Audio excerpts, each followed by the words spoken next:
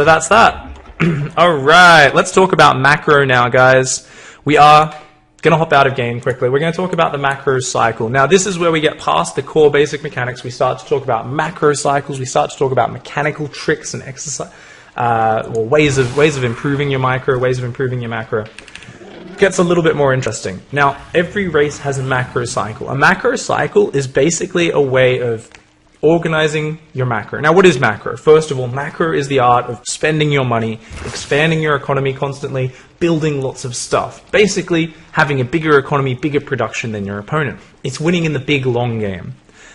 Now, one of the rules of it is constantly build workers. In the early game, you're just constantly building workers. If you're Terran or Protoss, you're non-stop building workers, even right through until you've saturated on at least 3 bases. Macro, it takes a lot of practice. You know, you're doing all of that. What else are you doing? You've got to keep your money low. It's spending your money as soon as it comes in. Now, obviously, in this scenario, we're not macroing well because it's not a real game.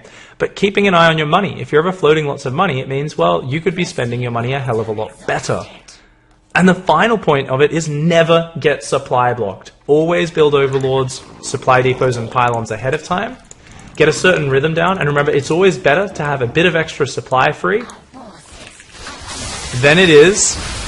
Ooh. Looks like the computer wants to fight again.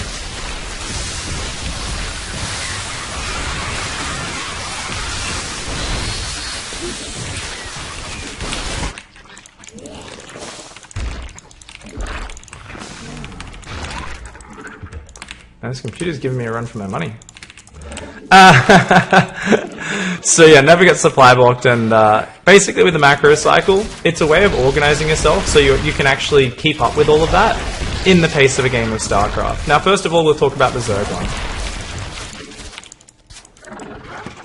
Step 1 is whenever your injects finish. So notice they haven't finished, so we're going to wait for them to finish. That takes 30 seconds. So every 30 seconds, you go between your hatches and you inject.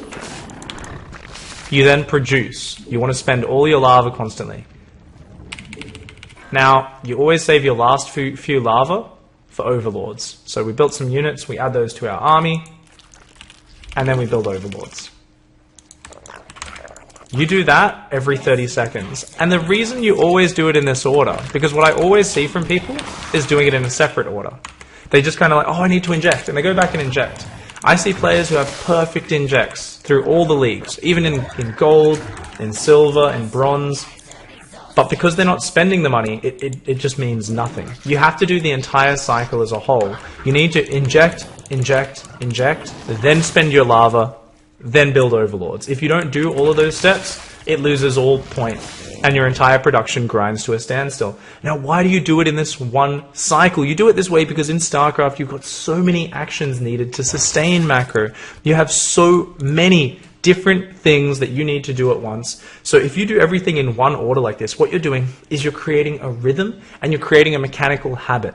These are not rocket science things where you're making grand decisions. You always spend your money, you always build workers, and you always build overlords or supply buildings. These are not where the decisions happen. The decisions happen in other areas of our macro. But for your core macro cycle, every 30 seconds you want to go through that series of actions.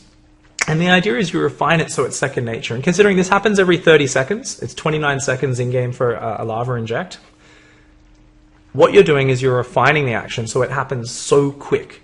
You want it to happen almost instantly, just like bam, inject, inject, inject, spend money, build overlords. 5 seconds. So your aim is 5 seconds out of every 30 seconds is spent doing your macro cycle. And that leaves you 25 seconds every 30 seconds to scout, to add more tech, to transfer workers around, add more gases, add more expansions, take more bases, micro engagements, all the other things that actually take thought and reacting. But in between those things, every 30 seconds, you dive back, you're there microing, you're going, shit man, there's stuff happening, dodge my own corrosive vials because I'm trying to hit my own army apparently, shit, and then you go, okay, I've got a macro.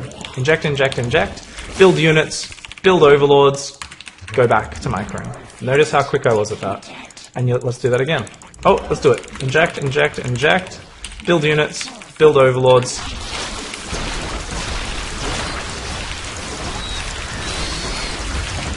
Whoa. Alright. We gotta finish this guy. We need to go, like, kill his economy or something. Because he's actually getting out of control, man.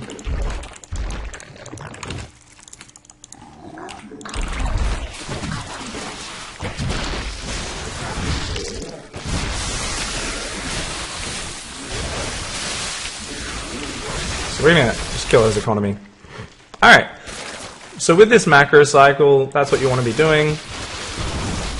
Now with Terran and Protoss, usually it's roughly every 22 seconds. It's a little bit more frequent because you only want to be queuing up 2 workers per production facility each production cycle. You don't want to be queuing up too many. Let's turn that game sound down a bit. That's really way too loud.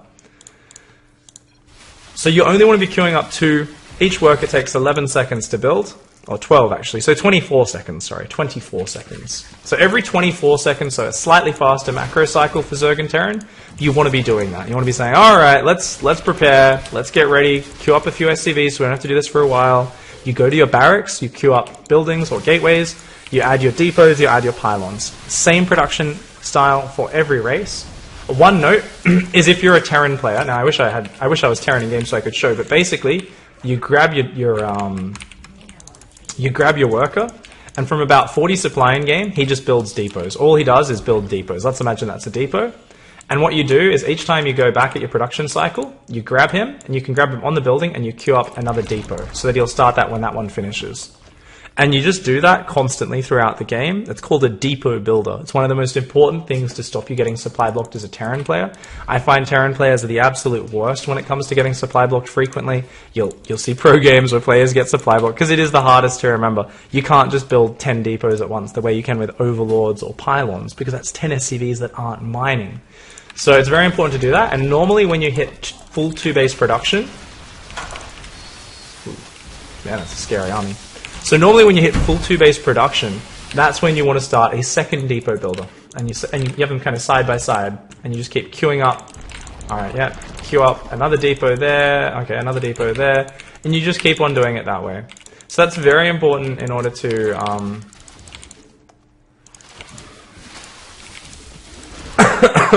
never get supply blocked.